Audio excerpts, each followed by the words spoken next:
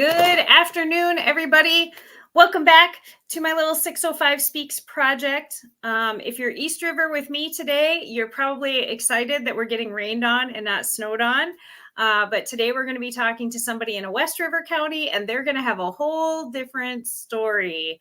Today, we're going to talk to someone from Lawrence County, which is one of the counties I haven't hit yet. So I'm really excited to kind of learn more about that area. And quick update, since my last video, I actually paid attention to what knowledge I should have. Still hosting this show Friday night at Icon in Sioux Falls. Peter Antonio and Travis Nye doing some comedy, doing some magic, doing some mind reading. Tickets are $22 and they're available online. There's also some $33 premier seating tickets. And I will probably have an announcement coming out this week. I think I'm going to do a few palm readings. If anybody's interested, just before and maybe after the show for fun, because that's my party trick. So if you're interested in tickets to the show, it is this coming Friday night, April 12th at Icon in Sioux Falls. If you're not familiar with Peter, you can find some clips from his America Got Talent performances on YouTube. And I know you're familiar with Travis Nye because I've had him on. He's been all over Sioux Falls, all over South Dakota, all over the upper Midwest. So I'm sure you've seen some of his work, and he's awesome too. So go to collectiveeffortsunion.com and get your tickets before they sell out, because this is the last few days they're available online. Prices go up at the door. But now I am ready to bring on my guest from Lawrence County. Let's welcome Jan. Hi, Jan. Hi, here's my palm. Yeah. Tell me all the things. See what I can tell you? Well, my first prediction is that you're going to have a much colder afternoon than I am. So we were talking a little bit before we turned everything on. You're thinking you got how much snow last night? You know, I haven't seen exact measurements, but based on what we saw on our deck, I'm going to say 8 to 10 inches. And that was since about 11 o'clock last night until... It's not snowing right now, but I'm going to say it probably stopped at noon. And it started as rain? Yeah, it was horrible torrential rain yesterday. So yeah, but it did not stop raining until sometime in the night. When I drove home from Rapid City last night, it was almost 8 o'clock and it was 45 degrees. So I was like, oh, thank goodness. But there was so much rain on the road. I had to take it extra slow because my car was hydroplaning. I went out to lunch this afternoon and didn't wear a jacket, and I was in flip-flops, and it was beautiful out, and then came home and just came to get ready to set up to record, and it's just pouring rain outside my window now. So I hope that's all we get. I'm ready to walk barefoot in the grass. So Me too. Yes. So let's talk a little bit about Lawrence County. Okay. Obviously, for anybody that knows the basics of South Dakota, Rapid City is West River, but Rapid City is Pennington County. So Obviously, when you say I drove over to Rapid, you're coming from a different direction. Where is your county in relation to? So Lawrence County is northwest of Pennington County. So we're on the other side of Meade County, which is where Sturgis is located. Right. So I live in Spearfish. Okay. So we are actually a very, very small county by South Dakota standards. So are you small by region or small by population? So that's the funny thing. We are very small. The county itself is a very small area. However, I travel a lot and I like to share this information with people. I used to live in Wyoming. I lived in Wyoming for 30 years before we moved to Spearfish. And I used to tell people when I would go to national conferences and speak, I really don't think people fully understand the rurality of where we live. Right. So Wyoming, for example, has only 3 malls in the entire state of Wyoming. And at the time, I would say, one of them was kind of a mall. Yeah. So, but gathering a cluster of shopping sites. But here in South Dakota, I believe, I don't know if I know the Empire Mall in Sioux Falls. And of course, we have Rushmore Mall in Rapid City. I don't know if there's any other malls. I know there's like a lot of strip malls, but I will tell you, Lawrence County is very distinguishable in West River. Even though our town is about 13,000 people, Spearfish is about 15-ish miles from Sturgis, which is where, of course, the Sturgis Motorcycle Rally is held every August. So Spearfish has the unique distinction of being the closest Walmart to Sturgis. Okay. Now, I've been to the Spearfish Walmart, but let me really lay this out for you. Okay. You know East River, you know West River, right? Mm-hmm. There are 3 Walmarts in West River. 2 are in Rapid City. 1 is in Spearfish.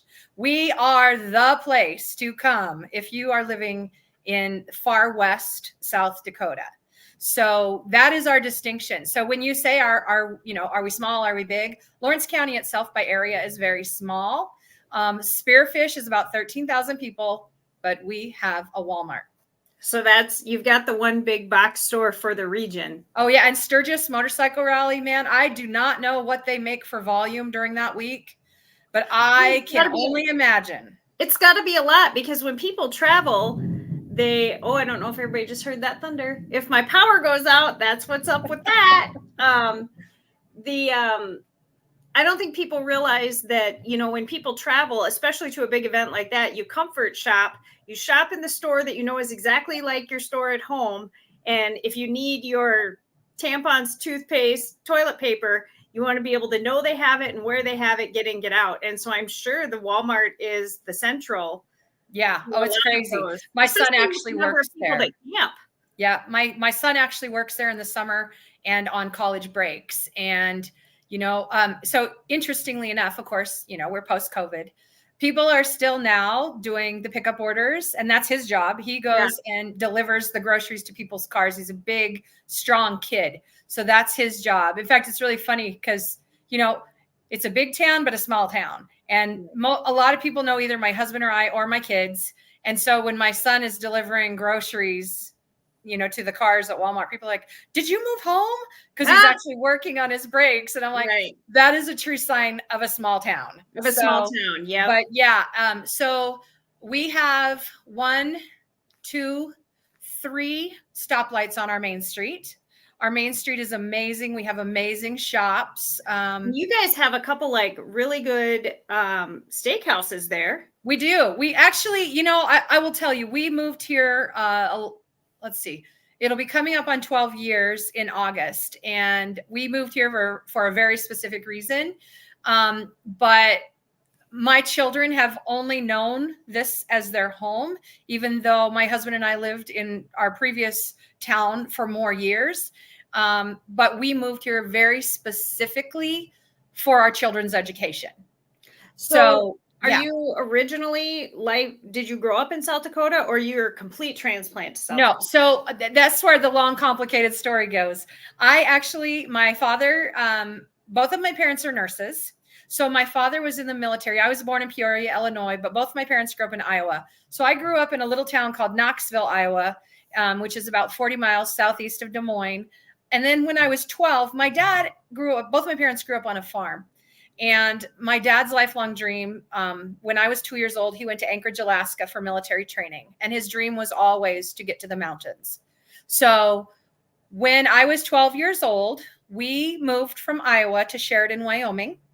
And that's where I went to high school. When I graduated from Sheridan, I went to Laramie, Wyoming, to the University of Wyoming, which is the only university in the state of Wyoming.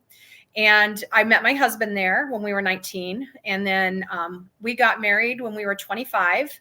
Then we moved to Cheyenne, Wyoming. And we lived in Cheyenne for 15 years. And we've been here almost 12 years. So I lived in Wyoming for 30 years. But I love Wyoming. But where we were living was not bringing us a lot of bliss. So we wanted a better place to raise our children. We vacationed here for years and years. And we were both working full time, and we had 2 businesses, and we had 2 children who at that time were very young and were not in all the activities that they're in now or have been in. Right. And so where we were living in Cheyenne, and the school district at that time, again, my children were 8 and 5 when we moved here. The graduation rate was right around 73%. Oh, I was not a fan of that. I have a master's in education. Education is very important to me. So when we moved to Spearfish, part of the reason that we just decided, part of it was my husband originally his background is really IT. We were actually looking at having him move to the Bakken oil field when that was booming, and he was going to work as a safety instructor. Well, there were some things that happened in the company and ended up not happening. That's kind of an isolated area to raise a family. So here's what I told him. If you move up there, I will move to Spearfish because I am not taking my children to the oil fields. Right. So I told him Spearfish is halfway between Cheyenne and the Bakken. So that was our agreement, was I would move to Spearfish to be closer. So when he would come home, it wouldn't be 600 miles, it'd be 300 miles. Right. So that's how we ended up here. We both were in very high profile positions in the community we were in. And we both kind of wanted to just disappear and just kind of raise our children in silence, so to speak. Do the family thing. Yes. And so it was really important for us. Our children, we're older parents, and our children are 19 and 17 now. And it was really important for us to create a foundation for them. And this town was just amazing. Now, it's not perfect. But it's probably, I mean, the first thing I usually ask people is, what is the most famous thing in your county that you can think of? And as soon as you say Spearfish, you don't even have to say anymore. Everybody knows it's the canyon. Yes. I mean, it's such a beautiful, beautiful area. Yes. And,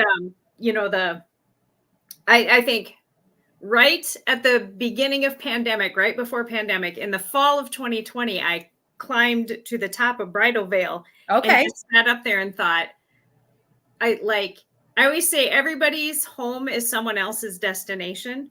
Yeah. And I really had that feeling there. I'm like, this is in my home state. Like I could drive there and come back home today, but not after doing that climb. I was tired.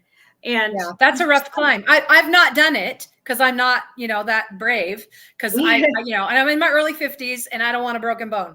So, and it's not, I won't say it's not meant to be climbed, but climbing the back of it is not a common, it doesn't have a trail.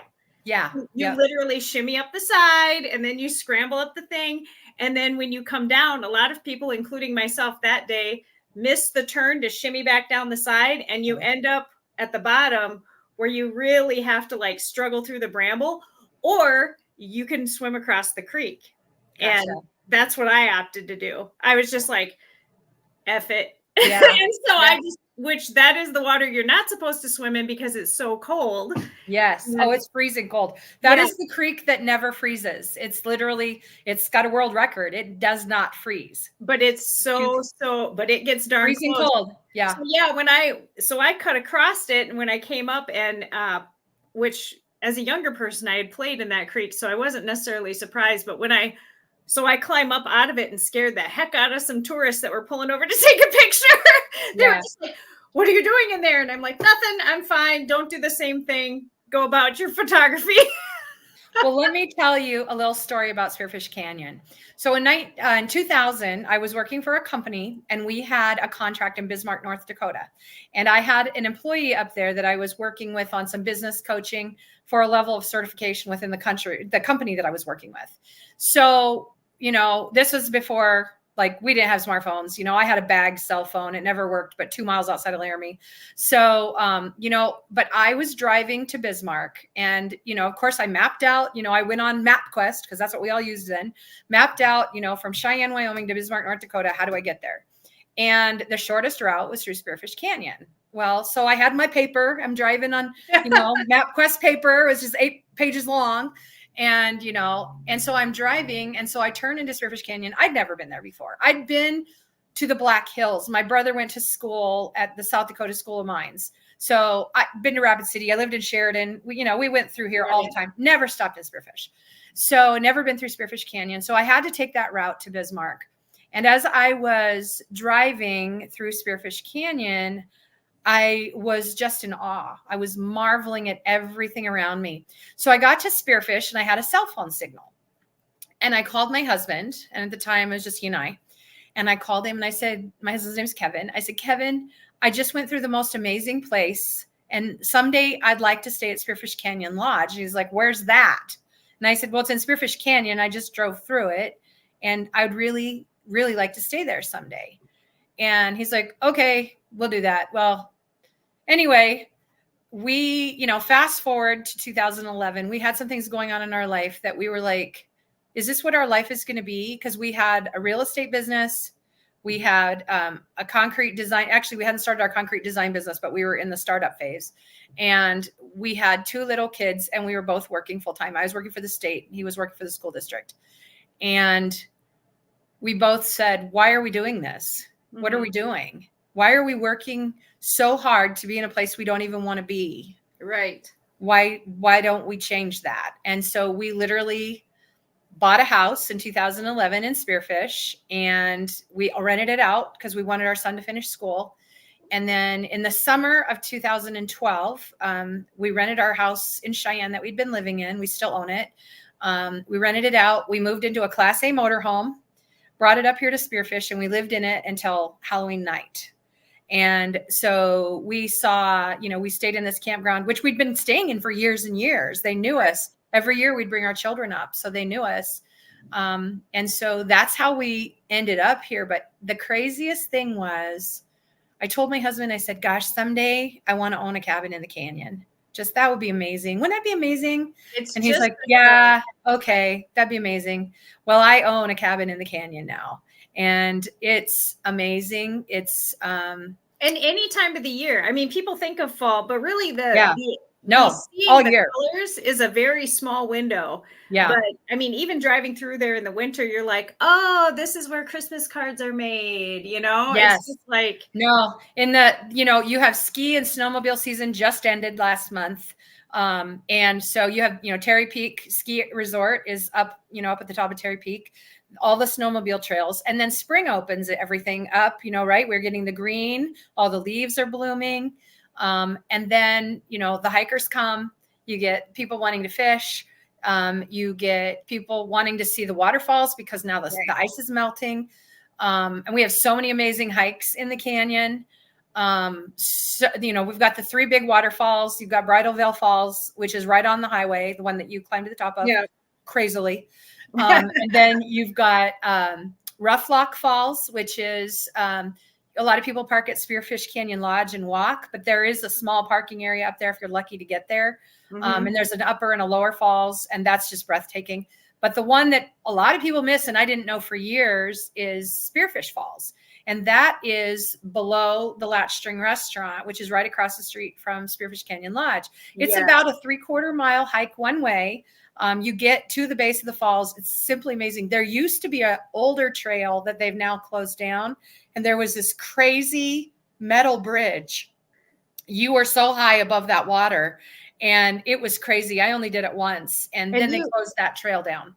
And you couldn't drive down and park any closer. That one, you've got to be ready to hike. You have to hike. And going down isn't bad. Going up is a little bit windy. There's a couple of benches if people need to rest. Because on the way up, it's not like a terribly long incline, but it's steep enough for people that some people need a rest. Right. So that's kind of the hidden treasure of Spearfish Canyon, I think. People don't realize when you have, well, first of all, I don't think they realize that falls that big can just appear out of the mist in the middle of freaking South Dakota. Yeah. That also changes the air quality and content. So you've got altitude. Yes. And the water churning and changing it. So the coming back up, if you're not acclimated, that's what hits a lot of people. And so it is like one of those, be prepared so that you don't come away from the experience with the last thing you remember being the struggle back up. Remember how awesome it was to get down there. So yes, that is also an excellent restaurant. I've also been there, and yes. Now I don't know if they have it anymore. I think they brought it back. They have an amazing brunch buffet on the weekends. See, and they have such a beautiful outdoor seating to have breakfast out there. And I know a lot of people think of outdoor seating as a lunch and supper time thing. You don't think of it in the chilly morning, like I'm wearing my hoodie and my blanket, but just a beautiful, beautiful place to have breakfast and look down over all of the color and the green I love seeing how many shades of green can exist. Yeah. Oh, it's every shade of green in the canyon. The other thing that they added, this is very cool. I have 2 dogs, but I haven't done this. They have now, it's not in the back patio where you can eat, the puppy front. patio in the front. Yep. So that's very popular for people that have animals to go out and have a bite to eat and, have a drink sitting outside. So that's been, I think, the last couple of years. But of course, just the summer, it's just an amazing place. The water, it's so green. And then we don't even have to talk about the fall. I mean, the fall is breathtaking with those leaves changing, especially those birch trees right behind the restaurant. You got an amazing backdrop. And so you can just be driving along, and it is something where you do have to really focus if you're the driver to keep your eyes on the road. Yes. People just stop. Yeah. People that don't know any better just stop without pulling all the way over. But also sheep. Oh yeah. These are nowhere, and it's like they know they have the right of way, or they believe they do, and it's like, oh, sheep. Yeah. Well, these are the white ones are actually mountain goats. I actually had a conversation with somebody about this. She was arguing with me. She took a picture of bighorn sheep, which are more towards like the Deadwood side. There are bighorn sheep in Deadwood, which is of course also in Lawrence County, which we haven't touched on yet. The Rocky Mountain goats are really interesting. We have an amazing photographer here in town. I have friends with one gal here in town. She's an amazing photographer. She posts amazing pictures in the canyon. Her name is Brittany. I'm going to shout out to her. But Les is very well known in this area for being an amazing photographer. And he has the uncanny ability to find those goats wherever they are. And now I believe that the herd is up to about 17. If there are babies, if there are babies, they should be coming soon. So last year, I think there were 3 or 4 babies. And as with any of our other wildlife, people think they can go up and pet them and touch them. And they don't realize that if you get between a mama and their babies, they will do what a mama will do. Absolutely. They can mess you up. Yeah, they got horns. I would not mess with them. Right. Well, so that's Spearfish Canyon. So I used to drive tours in the summer. So I worked for the school district for a few years here in town. And in the summers, when I wasn't helping my husband with our business, just because I'm a naturally busy person, I drove tours. And the person that I was working with, one of the gentlemen I was working with, he made a comment one time, and I said, wow, I'm never going to forget that, because he said, Spearfish is not a destination, it's a discovery. Yeah. And that is so perfect, because people don't come here because they go, I'm going to go to Spearfish, South Dakota. They come here because someone tells them to go to Spearfish Canyon. And now all of a sudden it's a place they want to return to. So it's not a destination like Rapid City where, my intent is I'm going to go to Mount Rushmore, or, I want to go see Crazy Horse or whatever. It's Spearfish is a discovery in its truest natural form. And you guys have a lot of art, and you've got the college there. And I know I've been to a couple of gala art events there, and the Black Hills, the 605 magazine Black Hills Classic is in Spearfish. So that's my shout out to the Snyders and Vonnie, and going there for that. And that's like entertaining to me the first time I went to that. And I felt like, is the map taking me to the right place? Because I feel like we're in someone's neighborhood. And then I'm like, oh, there's a park. Oh, there's a creek. Oh, there's all this. And our city park is unbelievable. You just can't, the rock walls, the creek running through it. The community actually put up that playground years and years ago. I have a friend here in town. She and her children helped erect that playground. It's truly, the fish hatchery is unbelievable. That's part of when our children were so little. The DC Booth Historic Fish Hatchery is amazing. If the rainbow trout, they have that underground viewing area where you can see these rainbow trout that are like 4 feet long. They're crazy. And it's such a great place for kids. There's a little hike to the top of the mountain. I've seen bald eagles up there. The Spearfish truly is just an amazing place. And anybody that's been here, here's what's funny. This is what I love. My husband travels a lot. Had traveled a lot, not as much anymore with our business. But he would go East River a lot. And so he was working with insurance offices, and he'd go in the insurance office and, just making small talk. They'd be like, well, where are you from? He's like, Spearfish. And they'd be like, you live in Spearfish? Like, we're these huge celebrities. And we always laugh about that. But we came from Wyoming, of course. And Wyoming, it's Jackson Hole. Right. I love, this is how people would always say to me, oh, Jan, I've been to Wyoming. I've been to Jackson Hole. I'm like, you've never been to Wyoming. Right. That is not Wyoming. That is Jackson Hole. It's its own state. The billionaires have bought out the millionaires. It's not representative of the other people in Wyoming. So it's the same very thing much in Spearfish. That town. Yes. So Spearfish has that. And what I love more than anything about West River is all these little towns have their own personalities. So Spearfish is the natural place, right? Everybody loves the nature, the mountain biking, the hiking, the camping, the fishing, everything. I think it is being a little more eclectic too. Yes. Yeah. There's a lot of art. We have an opera house here, a historic opera house, but then you got Deadwood. People associate that with gambling, but that's not all there is too. I think people with Deadwood, very much the Wild West. Yes, very much. And then Custer is very much the rustic. Yes. Spearfish is the nature. Yep. Like you said, each one of those I often talk about when I go and stay with friends in Rapid that it's nothing to you guys to drive an hour to have dinner in another town. Like, I know there's great restaurants in Brookings. I don't drive up there to eat at them unless it's a thing. Oh yeah. No, we make day trips just specifically to plan dinner. Right. So yeah. Yeah. I was in Keystone yesterday and then came back from Keystone, stopped in Rapid City and went to the mall and then came home. So, I mean, and I'm a road warrior. I always have been. But an hour drive over there is not like an hour drive here. And which you would think our hour drives would seem faster. It's a straight line. You're either 29 or 90 in a straight line. You guys, maybe it is because it's the curves and there's always something new. Yeah. Expanse to see as you go around the corner. An hour drive doesn't seem like an hour out there. Well, and I want to bring up one city and one community that I think really gets overlooked, which is Lead. Because I was going to guess Belle Fourche. No, Belle Fourche is Butte County, man. We're not talking about Butte. You can talk to somebody from there. Butte, of course, that's the agricultural ranch, rodeo community. Have a lot of friends up in Belle Fourche. It's a great community too. We go up there often for dinner. There's some great places up there. But Lead is the one that gets overlooked. And now Lead, everybody associated with the gold mining, the open cut, the Home State Gold Mine, the Opera House. I worked there briefly in 2021, and I learned so much about the community. It just pulls my heart because I actually own a home in Deadwood too. But so I know all about the history of Deadwood. I love Deadwood. I love the vibe. We're not gamblers. We don't do that.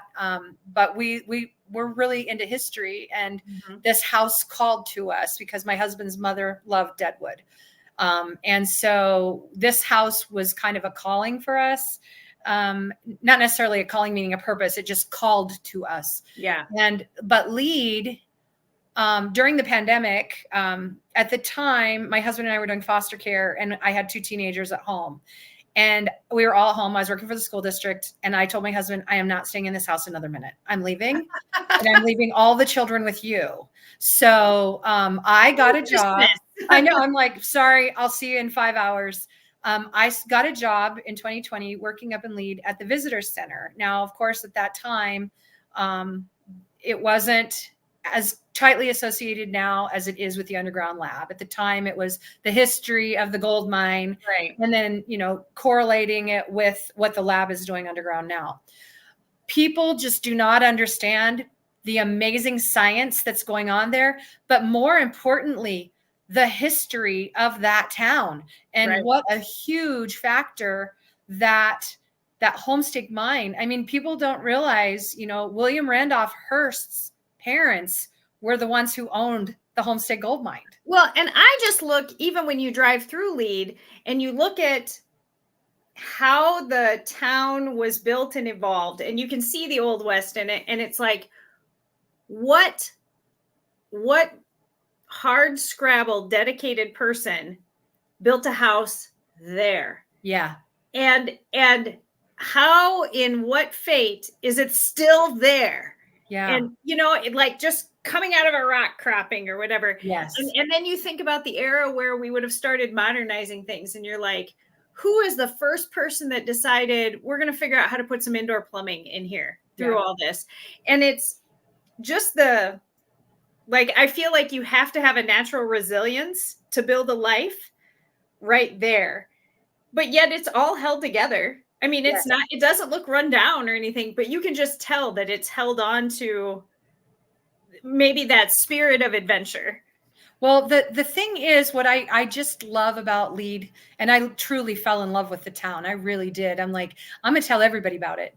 And the thing is, there's so much hidden history. In fact, I'm actually going to write a nonfiction book called The Hidden History of the Black Hills, because I think there's so much that people miss because they see the obvious, like they see the casinos in Deadwood. In Spearfish, they see Spearfish Canyon. In, Lead, they see that big hole in the ground, and they assume that they know it all. But what they don't understand is that a mile below ground, there's science going on. Mm-hmm. So I think that, for me, truly, even though I did not grow up here, I don't have that heritage here. I have fallen in love with this area, and I have endeavored to learn everything I can about it. And, I was amazed when I was working at that visitor center during the pandemic. It was May, June, July, August that I was there.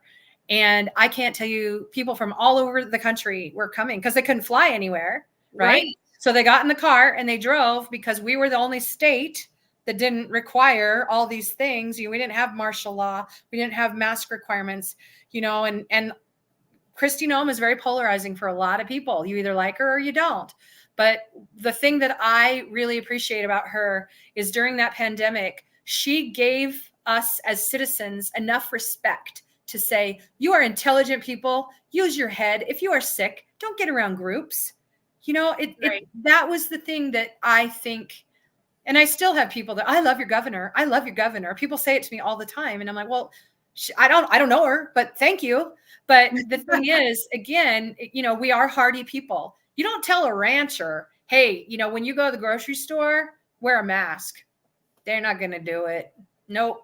So here's the thing. Give them enough respect and tell them you're adults. You understand what your risks are. You understand your risks to other people. Use good judgment and do it. We didn't have people patrolling the streets with guns. Do you think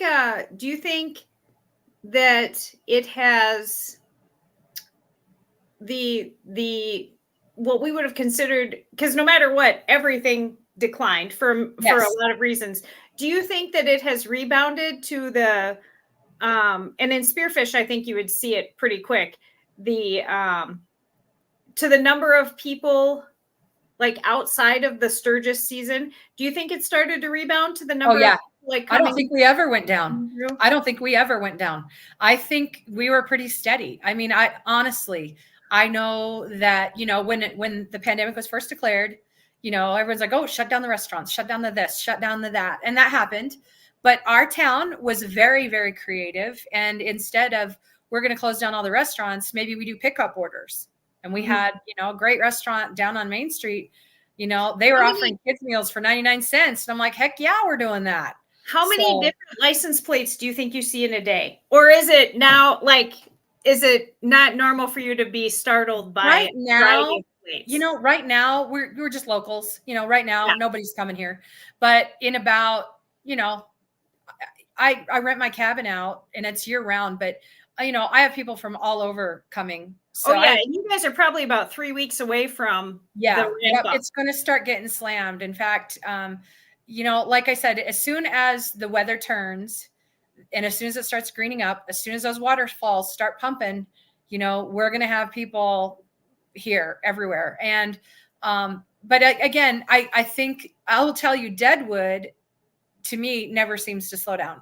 And the reason is because they are very good. Like every other weekend, every month of the year, they have some kind of festivity going on, whether it's a festival or like Wild Bill Hickok days, or they'll do days of 76 rodeo. You got the 3-wheeler rally. You got the motorcycle rally that comes over from Sturgis. And I think that's everywhere. People always, the rest of the Black Hills, a lot of people associate with maybe camping or RVing. I think Deadwood, people know it doesn't matter what time of year it is, because of the casino industry there. there is lodging. There will be somewhere Yes. inside to stay. So even if Yes. you're not a winter outdoor person, Yes. Deadwood is an indoor and an outdoor town year round. Absolutely. Right. And again, they do a really great job in Deadwood of making it a year-round town. Yeah. I mean, I'm like, where, kegs and corks, what's that? That's a new one that I hadn't heard of till last year. They bring in a writers festival every year. One of my favorite authors was here about 5-6 years ago, and she did a speaking engagement in Rapid City that I went to because I was so excited that she'd never been to South Dakota. She lives in Chicago, and she's like, I've never been here. This is gorgeous. So now that's the romance novel writers festival. Yes. So, I have been to that. Yes. So she came for that. She was one of the keynotes. Wild Deadwood Reads. Yes. So she is a very, very popular author that writes in many, her books are converted to many languages. And she was they have the Doll Arts Center in Rapid City. She came for a speaking engagement there. I loved the title of this, so I had to go. It was called Women Behaving Badly. I'm like, oh, I'm all over that. I'm going to that. So my friend and I, who behaves very well, went with me. I said, maybe I can convert you a little bit. So, but my girlfriend and I, my girlfriend here, who does a lot with South Dakota Humanities, she was like, hey, there's this authors festival in Deadwood. We should go. And she didn't really it's a book festival. We go to many of those. Yeah. So she didn't look at it. And when we got there, I said, I'm going to use the restroom. And I come out and she's standing there just head down, holding the pamphlet in front of her. And she goes, Jenny, if you don't want to go in, I would understand. This isn't what I thought it was. And I said, what is it? And she turns it around and she's like, it's all erotica. And I went, show me the way, let's go. So we marched in there, and I swear people thought we were a couple. They were just like, oh, look at you two. And we're like, yeah, sure. Do we get free books or what? You know what? People just can whatever. One of my good friends here in town, she and I went on a cruise in November, and she kept saying, do you think people think we're gay? And I'm like, who cares? You should want to have some fun with it. It's just like, whatever. Free drinks. Yeah, no, it was so funny because, people make their own judgments, but Deadwood is, here's one of the fun events. I actually went one time. They had a dueling piano. I love dueling pianos, love them. But they have an event at Halloween time called Dead Weird. Yes. And they had a free, which I'm like, free dueling pianos. I'm all over it. So my husband and I went. Of course, he was like, really? Because all these people are dressed up in, weird Halloween, costumes. Yeah. So it was funny. And at the time, gosh, what year would this have been? It was when Hillary Clinton and Donald Trump were running against each other. So the people who won it had these gigantic heads of Donald Trump and Hillary Clinton walking around. That's who won the event. It was so funny. But like I said, Deadwood just does a really great job making themselves a destination where, like I said, Spearfish is not really a destination. People come here because people say, oh, if you're in Rapid City, you really need to go to Spearfish Canyon. Then they do, and then they discover it, and then they want to come back repeatedly. But Deadwood, they're brilliant. Lead, again, I think they're working really hard. Just people don't think to go to the top of the hill. Unless you're a skier, you don't go to the top of the hill. Right. So, but I really want to make sure that people understand Lawrence County is very small, and the key communities are Spearfish, Lead, and Deadwood. Right. But and they're very interconnected. Yeah, and there are small towns here too that, most of them are ghost towns, that they don't really exist or function anymore. But they're still popular, particularly for the ATV crowd. People love that trail system. It's amazing. That's something that is not talked about enough in the Lead area either, is the hiking, the just general. They have very nice trails for if you're just a walker. Yeah. If you want a beautiful Black Hills experience, but you're beginner level, or you don't want to go very far, or you're not able to, they have very nice trail system that's very level. It has up and downs, but they're almost more graded. It's not as like, oh, suddenly this is going to be a really difficult part for me. It's like we're a little bit. So a really nice trail system running through there. Well, and that just brings me to the next thing, which is like two of my favorite trails. My house in Deadwood is actually directly across from the trailhead for the Mickelson Trail, which is a rails to trails system that was actually made. And it is 109 miles. It starts in Deadwood and it ends in Edgemont. And it is very well maintained. You can get a trail pass. But literally, I mean, people get e-bikes and they will ride, or they'll, have somebody go along with them and, I'll meet you in Edgemont. They take their time. E-bikes are really popular because, that's not for all people on their mountain bikes, but an e-bike, you can do it fairly well. And then there's just a couple, can I share just a couple hidden treats with you? Oh yeah. Yeah. Okay. Cause there's two that are really, really important to me. Cause I talked about the ones in Spearfish that are kind of more evident, but now, before you share them, is this going to get you in trouble with other locals? Are you letting out a secret? No, one of them is actually a public trail. But most people don't know about it. And I want people to know about it because it's an amazing story. And the other one is, it's privately owned. However, it is deeded to the public in perpetuity because the individual who created this, and if you have never been there, Jenny, I would strongly encourage you to go, and I will give you directions later. But the first one is the Homestake Trail. Yep. And the Homestake Trail runs from just above the open cut in Lead. And it actually, I've done it once. I'm going to do it again. It actually goes from above the open cut, and it literally trails you down to Deadwood, and it ends at the Mickelson Trail. But here's the amazing part of that is an old rail line that was converted to a trail. So here's what we have done. And I encourage people to do this because I would never do it from Deadwood to Lead. Never. Nope. No way. Downhill is always better. Nope. Downhill is always better. So, and Lead, of course, is much higher in elevation than Deadwood. So you start at the top of the Homestake Trail.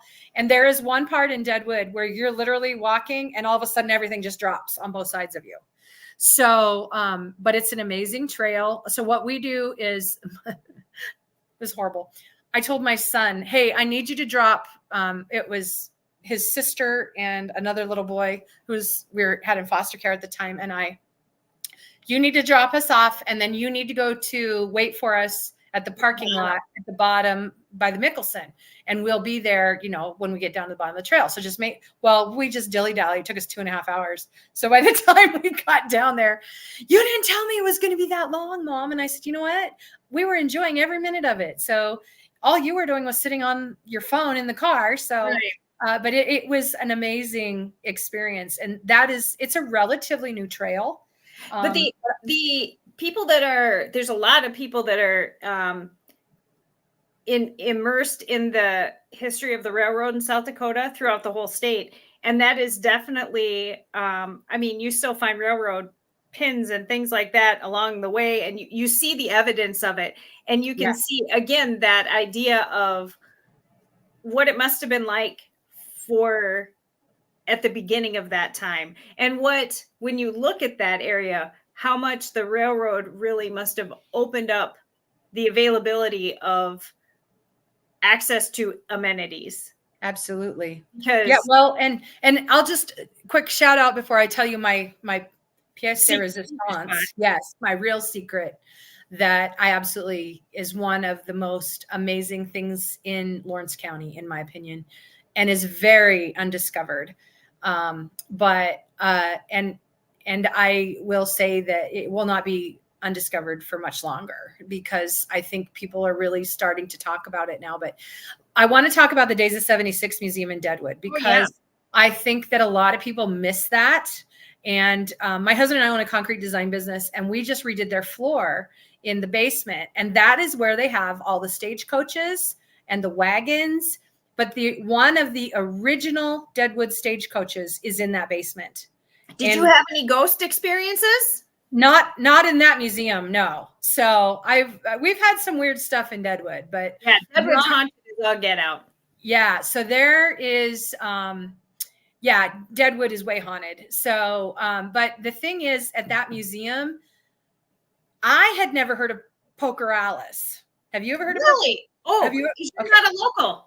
Okay, yeah. So you're a transplant. yes. So I had never heard of Poker Alice until I went to that museum. So here's the irony is I actually have a friend who lives in Sturgis, and her family actually, up until a few years ago, owned the Poker Alice house in Sturgis. Oh, So there, but I didn't know anything about Poker Alice until I went to the Days of 76 museum. She was quite a colorful character. yes. So, and I'm being very diplomatic when I say that. Yes. So, so anyway, I just want to make sure people understand. I mean, now they have like the brothel museum in Deadwood. They have the Adams House, which is just around the corner from our Deadwood house. And that is just, that's a crazy place from what I've never been inside of it. I've only driven by it millions of times. The Adams house is definitely haunted, but the ghosts are not always looking for action. No, I don't think people should ever go to that one wanting or expecting or seeking. I think the experience there is they come out when they want to come out. Well, and I will tell you that I have known of people that have had experiences in the house, but I just, and even like the Adams Museum downtown is amazing, where you can actually see, that largest gold nugget that Potato Creek Johnny got. Yep. So there's so much history in Deadwood. It's not just gambling. So if my one message about Deadwood would be, don't just focus on the gambling. Look at the history. Peel everything back. That's what I always tell people. Go to Mount Moriah Cemetery. Mm-hmm. If you can take a big bus tour into Mount Moriah Cemetery, that would be the best $10 you spend in Deadwood, because you're not going to spend much time on Main Street. Cars cannot drive in Mount Moriah Cemetery. Right. So you're not going to get the story unless you're on that big bus. And it is so worth it to hear about the Potter's Field and some of the other stories that has to do with, that's not the original location of Mount Moriah Cemetery. Most people don't know that. So if you don't explore the history of Deadwood, you will not fully understand. This was a fact I did not know until a few years ago, that at the height of the gold rush days in Deadwood, there was a murder an hour. Yeah, it was the Wild West. Yes, truly. My friend Robert, who is a historian, this was several years ago now. He did a wonderful episode on his podcast about some ghost stories of South Dakota. And one of them is from a murder in Deadwood that it was one of those, you had to kind of know who did it, but they never caught who did it.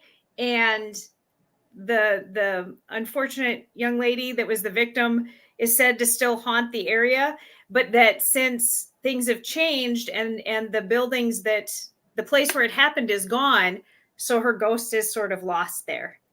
Yeah. And that's kind of how people experience her.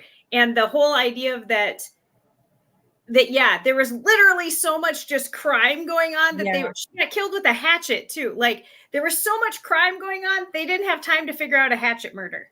Yes. Yep. Well, and I will tell you that the other thing is, that's a fascinating story to me in Deadwood, which I learned about on the big bus tour, and I don't even know what the name of the tours are anymore, but this was so many years ago. But the other thing that I learned was about those underground tunnels that led to Chinatown. Yep. And the opium dens that were underneath there. And, there was a rumor, whether there's true or not, because I've heard two different, schools of thought, is that the tunnels were for the Chinese workers who would walk from, Main Street, Deadwood back to Chinatown, because they said that they were not allowed to walk after dark or whatever the story was. Safe. And then I've also heard the story that, that's just where the opium dens were. And there was a lot of, shady stuff that went down there. So I don't know. I think it's fascinating. Those tunnels I know are under the Golden Nugget, not the gold dust, the Golden Nugget. And I know they were closed for renovation for a while, but the thing that I want to talk about, that again, it's privately owned, but it's open to the public. It's only open May to October, which is this Pathway Spiritual Sanctuary. And it is an amazingly beautiful, tranquil place. It's a hike. And there's there's statues, there's a labyrinth, there are wind chimes, there are meditation spots. It's really an amazing spot. It's based on a vision of a man who was affiliated with the underground lab. And he, again, built this. And there's a story of 7 sacred stallions in that go along with it. It's a really fascinating story. But it is one of my favorite places to take people. If they've never been to the Black What is Hills, the name of it again? I'm going to type it in Pathways my notes. Spiritual Sanctuary. And it's out of town. I mean, it's one of these things that it's right off the Mickelson Trail. There's a road called Juso Ranch Road, and you just take it back there. It's just, I can't even describe it. It's a beautiful place. But there's also, there's a couple of caves I've learned about, not necessarily like the big caverns like Rushmore Cave over in Pennington County, but there are some caves also over in Lawrence County that are pretty cool. And so, like I said, it's one of those things that if you reach out to a local, you're going to find out a lot of information. It's one of my favorite places. It really is. I love that you're looking at it right now.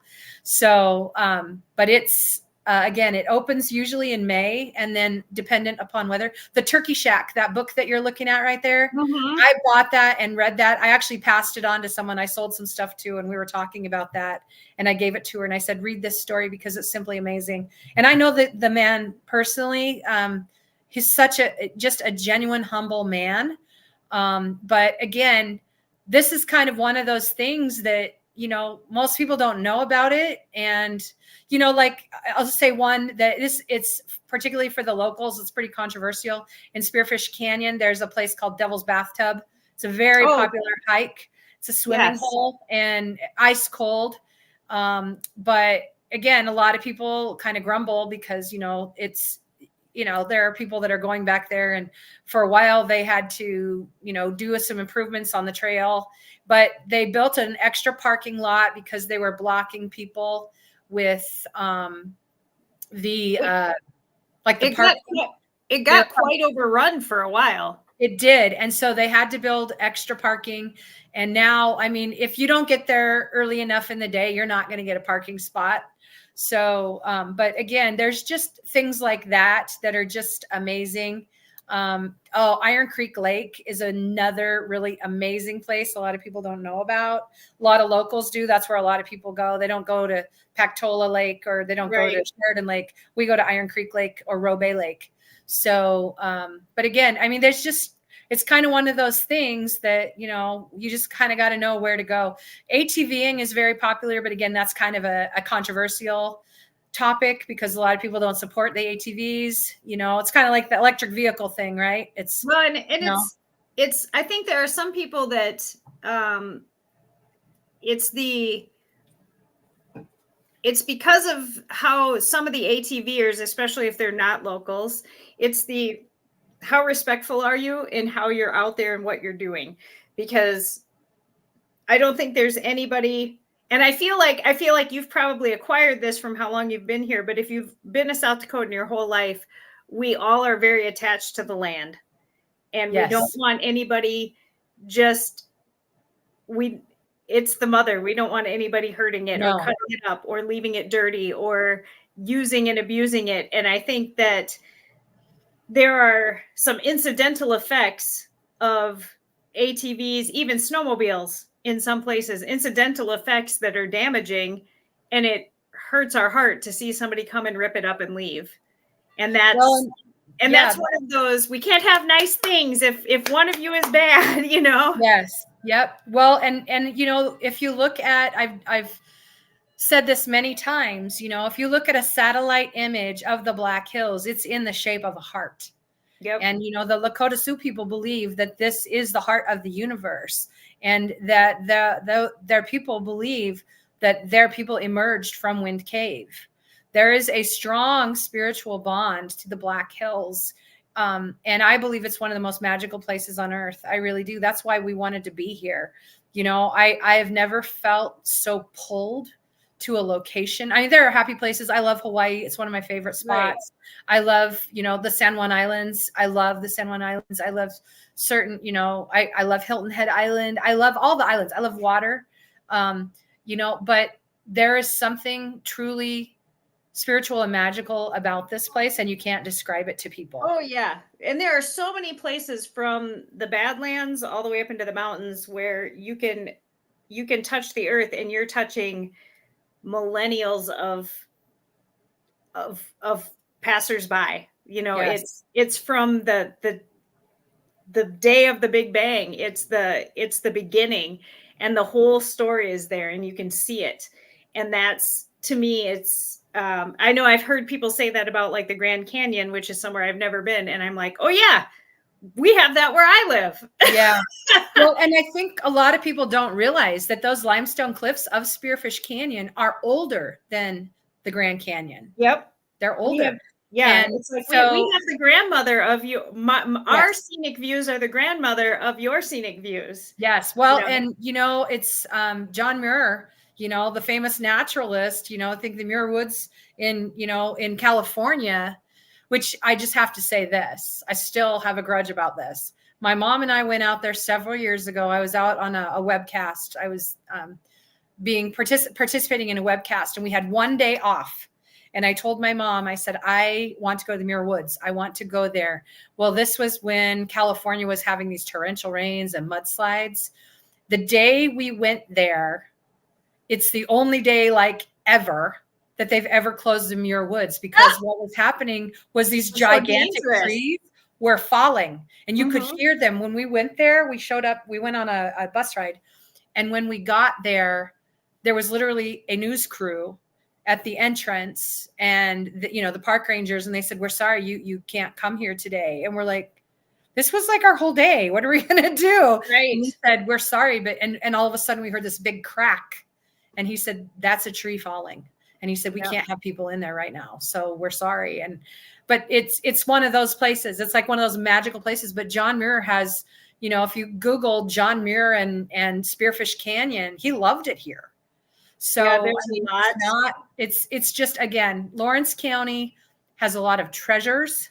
A lot of people at face value think they know what those are, but what they don't understand is really what's underneath it. And it really is. I'm really blessed to live here. We're blessed to have raised our children here. My son goes to a private college in Iowa. My daughter is a junior in high school, and we're kind of preparing for the next phase in our life. But, we lived in Cheyenne 15 years. It never felt like the home that Spearfish is to us. That's awesome. That is awesome. Well, thank you so much. We're coming up on our hour, and I hate to take anybody away from their real lives more than that. So I really appreciate you telling me about that. I'm definitely going to, as soon as we're done here, look more at the website, but definitely going to check out Pathways. I go back and forth across the state a lot of times, and I've definitely feel like that's something I'm going to want to see now. I'm going to have to look at what their opening dates are. So when it says spring in South Dakota is such an open July, August, we don't even know. It might have been next week for some of us. Spring might be over for some of us already. We say that, our winter is 9 months here. So, you just never know. I mean, I remember one year, we had May snow days that extended our school year. We had no snow days until May. I tromped through the snow when I went to prom in my heels. I know that back in the day, when people say, I would definitely say the 2 winters ago, where we had so many people that were absolutely trapped and died in their homes. That was the most horrible winter of my lifetime in my memory. I know that other people in my life had experienced winters as bad as that. Our winter 2 winters ago was the worst one that was in my personal core memory. But we definitely have way more winter than we have summer. And I think that's why we all tend to pack such a good time into our summer. Yes, absolutely. Yeah. You got to live. Yeah. We pack it in and then we rest up. Yep. And then we're like squirrels. We hoard it all away and then we wait again. Yeah. But no, it really is an amazing place to live. It's an amazing place to visit, because we did that for many years. But I will tell you that the quality of life, I mean, just, it's safe here. We don't, we have things that happen just like they, they happen everywhere. And Yes, it's I should say unfortunate. for anybody watching this not from here, there isn't a murder an hour in Deadwood anymore. No, not anymore. No, that no. was a couple hundred years ago. Yeah, that was a little bit ago. So, but no, they definitely, like I said, I have a 17-year-old daughter, and I'm way protective over her just for obvious reasons. But you know, again, it's a good place to raise a family. It's a good place to be healthy. You know, literally when we lived in Cheyenne, we were so deep in the rat race, and Cheyenne's not even a city really. I mean, it's 60,000 people, I think, but we were so entrenched in all the things in our lives. And we both said, we don't want to regret the life that we could have had. And Right. so we don't have family from here. We simply loved being here, and we said, let's do it. And my husband is very much a risk taker, and he leads our family that way and says, what do we have to lose? So that's what we did. And that's how we live our lives now. So, but I would encourage anybody, you know, again, there's so much to see. You know, it's not just the Sturgis Motorcycle Rally. It's not just Deadwood Gambling. You know, the Right. Bellefouche has an amazing rodeo every July. You know, we do it big. We're small towns, so you better be at the parades. Because if you're not at the parade, you're going to have a problem. Someone's going to ask you to answer to them. Where were you at the parade? Why weren't you at the parade? Right. So, you know, we do have a small town culture. And, you know, I have to tell you that, you know, it really has a small business focus too. And for us as owners of a small business, that's wonderful to see, because we're not competing with these big, you know, corporations. The towns are often too small for the big box stores to even look at them. So yeah, you are. It is easy all across our state, even in our two larger cities, or Aberdeen being the third. It is still easy to support locally owned because, I mean, we embody flyover state when it comes to the big box things. There's you know. Well, I mean, Wyoming and South Dakota are the only two states, I believe, in the continental U.S. that do not have a railroad line. So, you know, but we need one. We need one. It sounds like maybe one is coming, but that's the thing. You know, you made the point of being a flyover state. You know, people, either you have a reason to come through or you don't. And, you know, if you're not on a train, you're not on a, you know, again, I find it amazing with my husband and I, with our business endeavors, when we talk to people and they're like, well, I've never been to South Dakota. I'm like, well, there's not many of us. So, you know, come, you can say now you've met half the state, you know, right. You know, I mean, South Dakota and Wyoming are two of the least populated states in the United States. Yep. So, you know, I really find this true. In Wyoming, I once heard at a conference that Wyoming is really one small town with very long roads. And I have found that to be true here too. We really, I mean, 6 degrees of separation is really true here. So, but yeah, like I said, I encourage people, you know, don't overlook the state. Don't overlook Lawrence County. Don't overlook some of these, you know, and things. Get off the interstate. We do have the we have the major interstates, but yeah, you do have to be brave enough to get off the interstate. Yeah, because then you never know what will happen. Right. You might move here. Who knows? I did. Right. All right. Well, Jan, I thank you so much. We're going to wrap it up. Bye, Jan. Thank you. Thank you. Here's my palm again. Yeah. I still see snow. I'm so sorry. Thank you, Jenny. Well, now I have a new place on my list of things to visit when I go out west this summer. I'm going to check out the pathways through the area, and I do think I'm going to pay more attention. I'm going to go to Lead and maybe have dinner and look around a little more than the few times I've been through there. Definitely, I often get as far as Deadwood, and that's a landing spot for me. So maybe I need to think outside that box and expand my destinations. As always, I'm looking for more volunteers. I have had several more lately from counties that are that I haven't had on my list yet, but there's still counties that I've been to. I want to talk to some of the people from counties that I haven't been to. Ziebach, are you hearing me? On every video, I ask for someone from Ziebach County. I'm going to get you one of these days. So everybody have a great rest of your day. If you feel like volunteering to chat with me, go to 605speaks.com, Please like it, share it, spread the word. Tell everybody what's great about your part of our state. So thank you. Have a good afternoon.